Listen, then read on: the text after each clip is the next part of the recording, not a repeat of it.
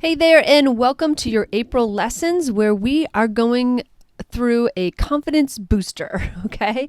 So don't forget, in your membership, you have access to all of the online courses I have, one of which is called Confidence Masterclass. So I'm not going to be terribly repetitive here, although, confidence is confidence, so there's probably a couple places for overlap.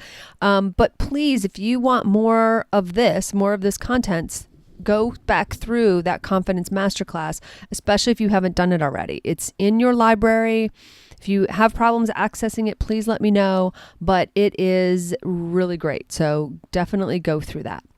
Okay, so we are going to go ahead and jump in. So like I said, we're constantly working on confidence. There are other podcasts about it as well.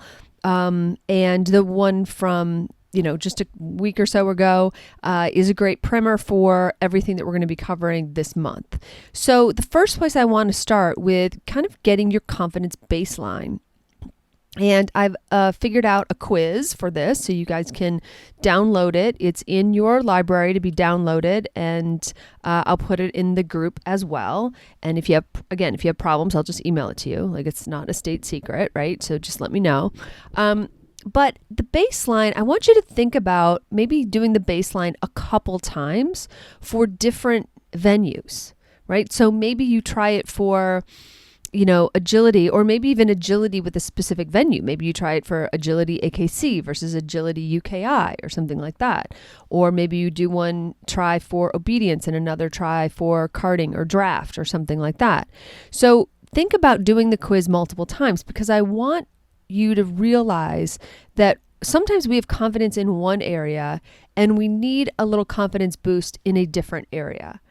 And what I don't want you to do is I don't want you to say, oh my God, I have no confidence, or I really need some confidence, or whatever, and think about it as this big blanket thing, when really you have confidence. You just have confidence in certain areas and you would like confidence in these other defined areas. All right. Does that make sense? So I want you to really be aware of that, because one of these lessons we're going to talk about borrowing confidence, but one of the ways we borrow confidence is we borrow confidence from other areas of our own lives. Okay, so that's important too. You have confidence. There are things you are very confident about, even if it's like picking out the best avocado, okay? Like, you are confident about other things. So when you are going through this month, I don't want you to get into this funk of like, oh my God, I don't have confidence, or I have to work on, oh my God. No, you have to work on one thing first, and then another thing, and then another thing, rather than all at once, because confidence doesn't come all at once. It comes as a result of taking action and gathering the feedback or the evidence or the results that tell you that, oh yeah, I can do that. And then you start to develop a little more confidence about it. And then you try it again. You take that action, and that action yields more data, more information, more feedback, and you get a little more confident, right? So confidence comes after we take action. All right. So that's a really big thing to remember. Okay. So what I did is I created a quiz this month that I'm going to have you rate from 1 being not at all true to 5 being very true. Okay. And it goes through 4 different areas. 1 is pre-run confidence, like, before, as you're stepping into the ring, handling mistakes, consistency and resilience. I love me some resilience. And then long-term confidence growth. Okay. So under pre-run confidence, here are your 3 questions. And by the way, go through this later. Okay. Or please don't do this. Try to score yourself while driving, please. All right. But pre-run confidence, the questions are, I trust my training when I step into the ring. 1, not at all true. 5, very true.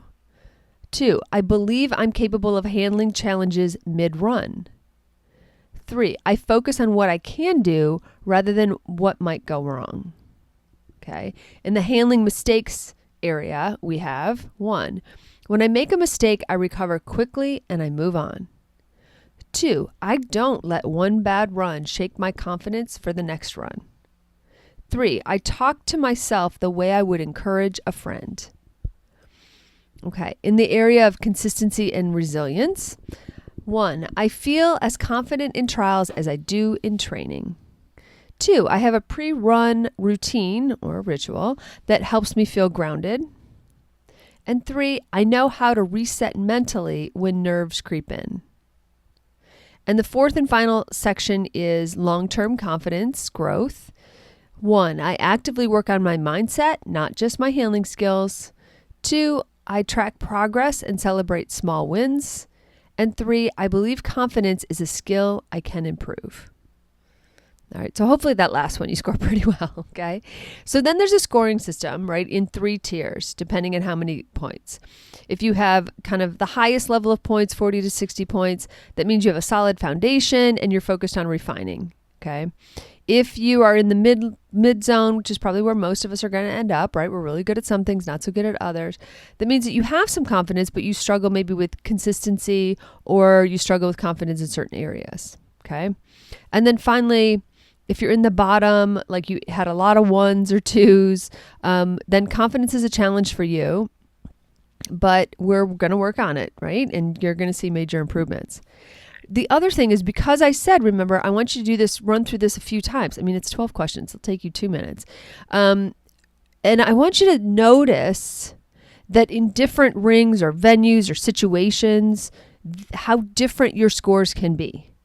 And that's okay, right? All that is pointing to of like what needs your attention, and it might help you prioritize where you want to work first. And I think everybody always wants to work on the worst thing first, right? So if one of your things yielded that sort of bottom tier of answers or of scoring, we tend to want to go there first because we think that like, oh my God, I'll take the worst one. It'll make the biggest impact. And it may. However, because we're developing confidence this month and we're boosting our confidence, the smartest thing to do is to take the one that needs the least, that just needs a little tweaks here and there, maybe a mid or maybe a low high, kind of thing where you scored, and get that one up. Because what will happen is by doing that, by building on your strengths, you will get more confidence because you'll be more likely to do it well. And then lo and behold, you're building your confidence, and then you're ready to tackle the next one and the next one. So that could be a little bit maybe against what you thought might be normal for this, but it is really going to help. Okay. So when you go back to that quiz, what you're going to see, and this is in the PDF as well, you're going to see where you scored the lowest. Okay, so even in those 4 areas, like one of them is going to be much lower, or maybe they are, than some of the other ones. Okay, so if you have your low scores are in your pre-run confidence, then you might struggle with trusting yourself under pressure, for instance. Okay, if your low scores are in the handling mistakes, that second area, you might be so hard on yourself, or recovering perfectionist, and you might be letting mistakes define your success. Okay, pretty common. We know that, or we know it's common rather.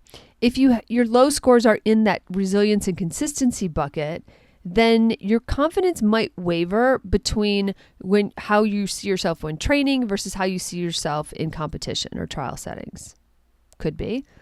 And then low scores in the last bucket, that long-term growth, means you might not have any strategies in place to keep building confidence over time.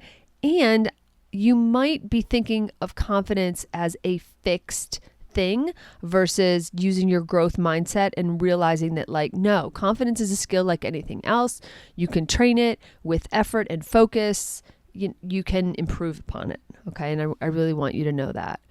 So before you go then, before you, I guess, leave this lesson or go on to next week's lesson, things like that, I want you to set a goal for this month. Like where in your life, in your world, in your dog life, or maybe even you're going to do this in your life, where do you want to improve confidence? Right? So, example, if you wanted to work on the mistakes piece of it, then you might say, I will practice resetting after mistakes instead of dwelling on them, right? I'm just making that up, right? I mean, but have something specific that you can measure, and at least you can measure it by journaling or just by kind of looking back at a couple notes or words or looking back at these scores even and retaking the test, the quiz, in a month or 2 months or whenever you're going through these lessons, okay? And I want you to realize how fast you can gain confidence by working on some of these skills this month, okay? Confidence it's not as tricky or it's not as all or nothing as we tend to think it is. It's not like this just big blanket that either coats us head to toe or is not there at all. We really do have confidence in pockets, and then we have insecurities in other pockets, right? So think about, what is your goal for this month? Where do you want to improve confidence? And maybe it's not getting it all the way from completely insecure to totally confident, but maybe you can measure or with some notes or something and get to move the needle even just a little bit. Because when you move the needle, even at all, it gives you confidence that, oh, I actually worked on this and it improved. Therefore, I am more likely to work on the next one so that it will improve, right? We get momentum, we get some encouragement, we get some motivation, and we get those things by working on the things that we're already good at instead of just beating ourselves up over the things that we are not so good at, okay? All right, so your homework is to go do your homework. Go work on that quiz, do it a few different ways, apply it to different things, and I would love to know in the Facebook group, I would love that group to be a little more active. So tell me in the Facebook group, like, how it went for you, or especially if there were any surprises. And maybe I'll even ask you guys to share what your goal is for this month. Okay. All right. That's it for this week. Go do your homework.